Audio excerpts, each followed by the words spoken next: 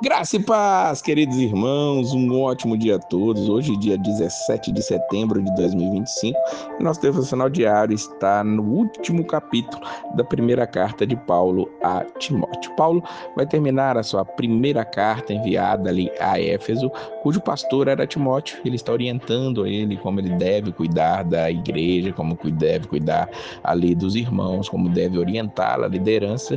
E neste último capítulo ele vai falar sobre ali os servos no sentido de escravos, realmente ele diz aqui: todos os servos que estão debaixo do jugo estimem a seus senhores por dignos de toda a honra, para que o nome de Deus e a doutrina não sejam blasfemados.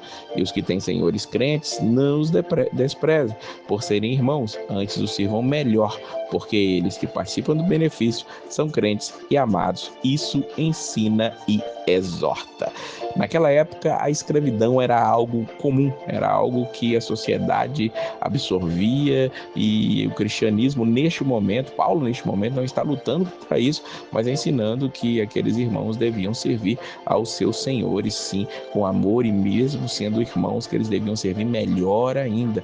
Claro que nós sabemos que o cristianismo, ao longo da história, os cristãos foram aqueles que lutaram contra a escravatura, e as abolições ao redor do mundo aconteceram com grandes cristãos que lutaram contra isso. Chegou o momento disso acontecer, e aconteceu, mas neste momento que Paulo está falando que aqueles irmãos deveriam ali servir aos seus senhores com honra. Para quê? Para que o nome de Deus e a doutrina não fossem blasfemados. Isso serve para nós hoje no sentido de trabalhadores e funcionários, colaboradores, como têm sido chamados hoje. Temos visto uma grande epidemia de cristãos que nos seus trabalhos não fazem as coisas direito.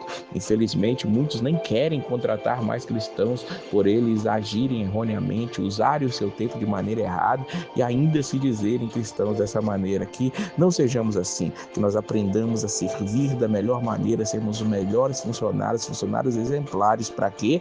Para que o nome de Deus e a doutrina não sejam blasfemados.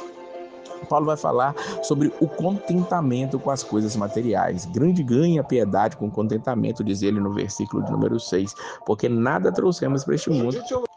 Nada trouxemos para este mundo, e manifesto é que nada podemos. Nós viemos nus e nos voltaremos à terra. Então ele diz: tendo você sustento e com o que nos cobrirmos, que nós estejamos contentes com isso.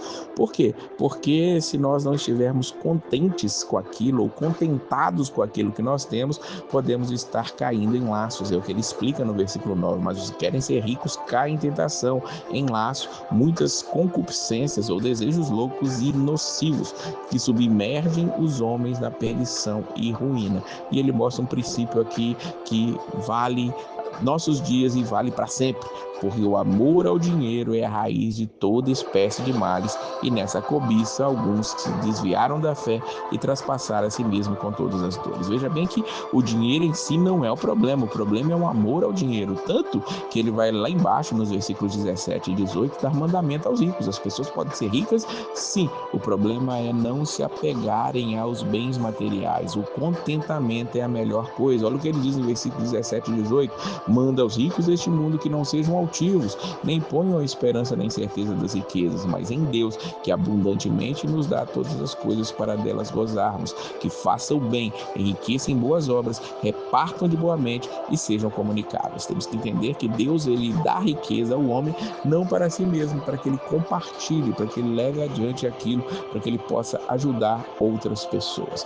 Ele termina a carta convocando ali Timóteo a lutar. Milita a boa milícia da fé, diz o versículo 12, toma posse da vida eterna, para a qual também fosse chamado, tendo já feito boa confissão diante de muitas testemunhas. O 14 e o 15 ele diz: guardes estes mandamentos sem mácula e repreensão, até a aparição de nosso Senhor Jesus Cristo, a qual seu tempo mostrará o bem-aventurado e único poderoso Senhor, Rei dos reis e Senhor dos senhores. Paulo diz: guardes este mandamento, faça isso sem mácula, sem vínculo com o mal, e até quando? Até a vinda de Jesus. Assim nos é ensinado ensinado, que nós possamos ter uma vida aqui transformada sim pelo Evangelho e busquemos aquele que é todo-poderoso, porque em breve ele vem. Ele canta um hino aqui mais uma vez no versículo 16, aquele que tem ele só a imortalidade e habita na luz inacessível, a quem nenhum dos homens viu, nem pode ver, ao qual seja honra e poder para sempre. Amém. E Paulo termina a carta desejando a graça ao seu jovem discípulo, ao seu jovem filho, como ele chama. A graça seja contigo. Amém. E eu também desejo que a graça e a paz do Senhor esteja contigo em todo tempo, em todo momento. Não deixe de ler, não deixe de comentar, não deixe de compartilhar, não deixe de chamar outras pessoas para poderem fazer parte deste canal, para poderem também ouvir o Evangelho todos os dias de segunda a sexta. Amanhã estamos de volta, agora com 2 Timóteo. Leia, medite, comente, faça aquilo que Deus colocou no seu coração, entregue-se a Ele. Que Deus te abençoe sempre e a paz